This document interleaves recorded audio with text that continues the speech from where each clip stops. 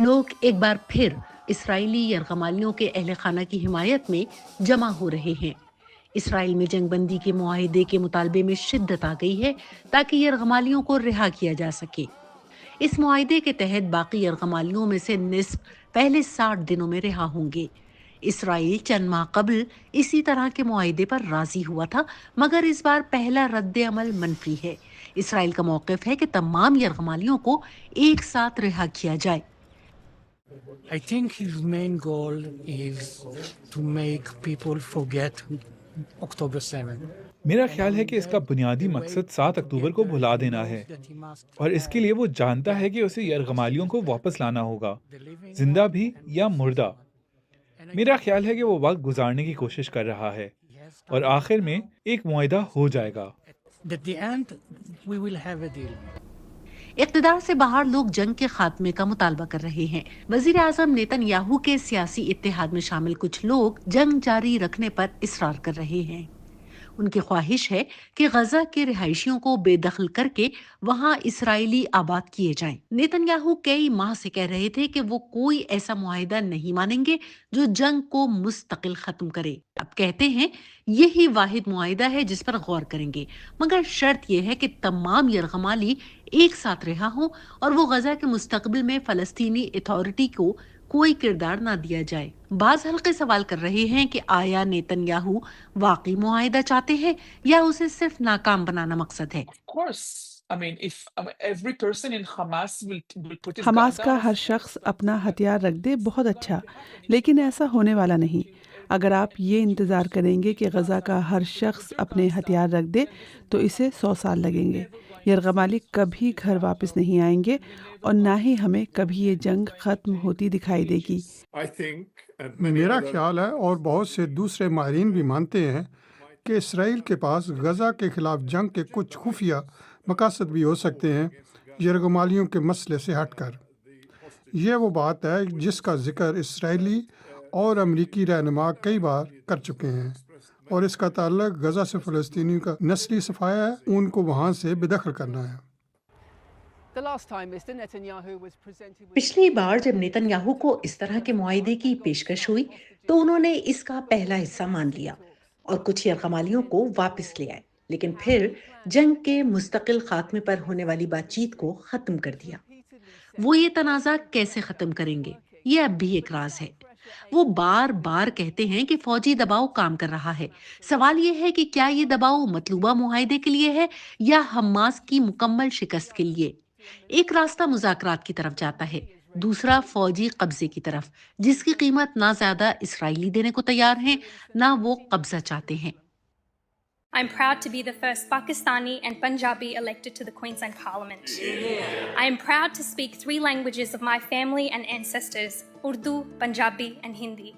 ਪੰਜਾਬੀ ਇਹ ਨਹੀਂ ਦੇਖਦੇ ਕਿ ਤੁਸੀਂ ਕਿੱਥੋਂ ਆਏ ਹੋ, ਕਿੱਥੇ ਜਾ ਰਹੇ ਹੋ, ਬਸ ਇਹ ਦੇਖਦੇ ਨੇ ਕਿ ਸਭ ਇਨਸਾਨ ਹੈਗੇ ਨੇ ਤੇ ਸਭ ਦੀ ਇੱਜ਼ਤ ਹੈਗੀ ਹੈ। ਅਸੀਂ ਪੰਜਾਬੀ ਹੈ ਨਾ और साडे दिल भी बड़े होंदे ने। आप इंडियन साइड से पंजाबी हो या पाकिस्तानी साइड से हो या साउथ एशियन कॉन्टिनेंट से हो, आई थिंक हम सब मॉरली एंड कल्चरली बहुत वेलकमिंग पीपल हैं। बिस्मा आसिफ हूँ, मैं इधर ब्रिस्बेन क्वींसलैंड ऑस्ट्रेलिया में सैंडगेट इदारे की स्टेट मेंबर ऑफ पार्लियामेंट हूँ।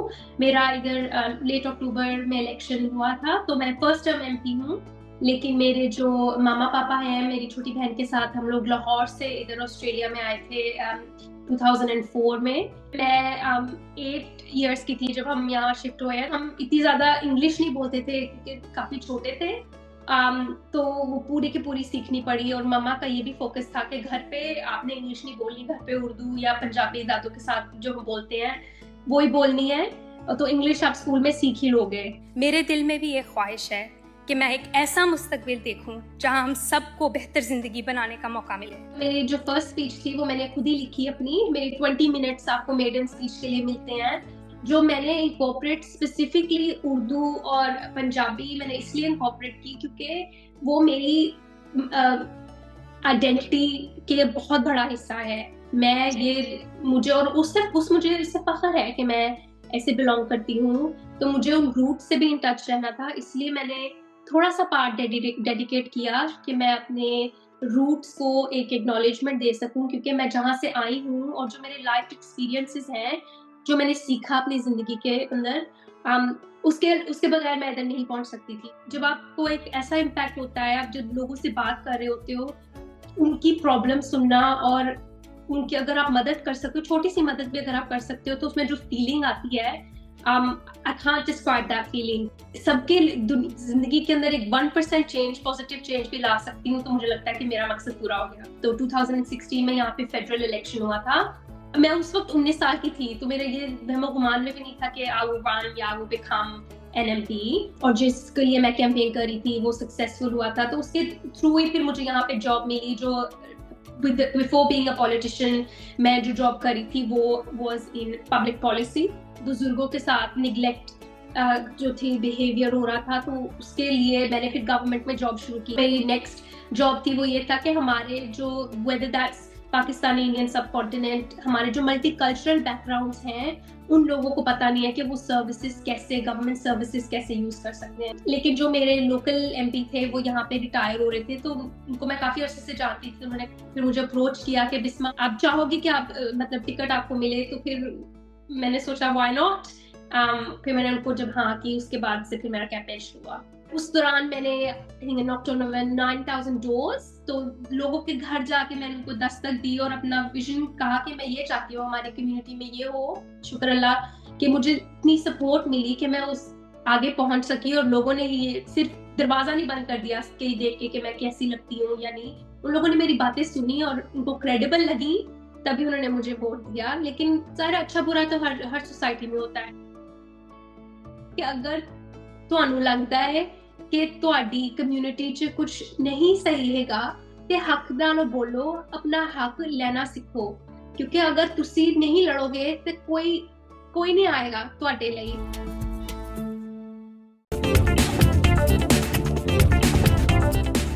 National cyber crime investigative authority की जानिब से 46 ऐसी ऐप्स के नाम दिए गए हैं जिनके ऊपर पाबंदी लगाई गई है, और ये भी कहा गया है उनकी जानिब से कि इसके इस्तेमाल से गुरेज किया जाए, जिसमें 1x Bet, Binomo, chicken road, focus option, closed option और कई ऐसी एप्लीकेशंस हैं जिसके ऊपर पाबंदी लगाई गई है।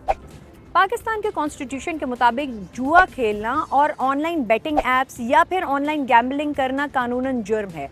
National cyber crime investigative authority के मुताबिक पाकिस्तान में ज़्यादातर लोग जो हैं वो स्पोर्ट्स के ऊपर जुआ खेलते हैं, जैसा कि क्रिकेट या मुख्तलिफ और खेल। ये एप्लीकेशन जो है ऑलमोस्ट जो है सारी की सारी बाहर से ऑपरेट हो रही हैं पाकिस्तान के, और जुए में फ़ौरन बताते हैं कि ये 50,000 जीत गया एक ही शॉट में, ये 1 लाख जीत गया। तो वह गैमलिंग की मुख्तलिफ ऐप्स हैं जो कि वो उन ऐप्स को यूज़ करते हैं। उसके ऊपर अगर कोई क्रिकेट मैच लगा हुआ है तो उसके ऊपर बैटिंग करते हैं। अगर ये वो होती हैं डाइस और डिफरेंट टाइप्स ऑफ गीटियाँ और बहुत सारी चीज़ें, इतनी इकसाम का जुआ है। कुत्तों की दौड़ पे जुआ लग रहा है, घोड़ों की दौड़ पे जुआ लग रहा है, किसी मुल्क का कोई इलेक्शन हो रहा है उस पे जुआ लग रहा है कि कौन जीतेगा।